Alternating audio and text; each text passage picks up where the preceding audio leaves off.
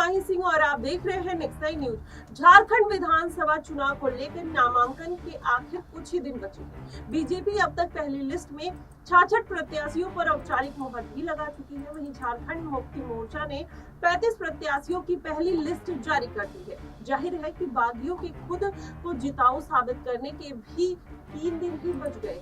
जी आपको बताएं, टिकट काटने या नाम पर मुहर नहीं लगने के बाद कई ऐसे चेहरे हैं जो टिकट की रेस में दूसरी तरफ भाग रहे हैं। इनमें से एक नाम है उदय शंकर सिंह और चुन्ना सिंह।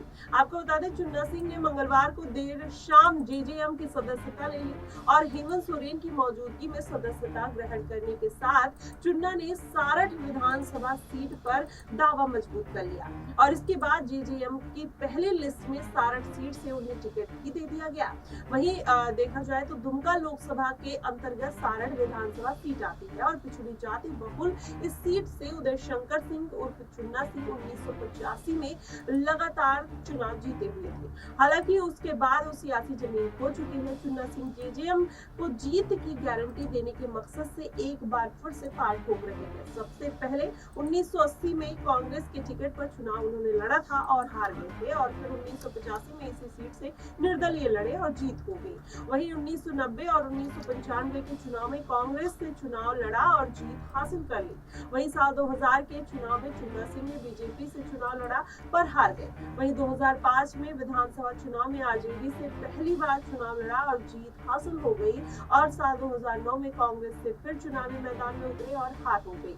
वहीं 2014 के रण में बीजेपी से चुन्ना सिंह के सामने रणधीर सिंह ने जेवीएम की टिकट पर चुनावी लड़ाई लड़ी और इस चुनाव में चुन्ना सिंह को रणधीर सिंह से हार का सामना करना पड़ा और इस प्रचंड जीत के बाद रणधीर सिंह जेवीएम छोड़कर बीजेपी में शामिल हुए और रघुवर दास सिंह की सरकार में कृषि मंत्री बनाए गए।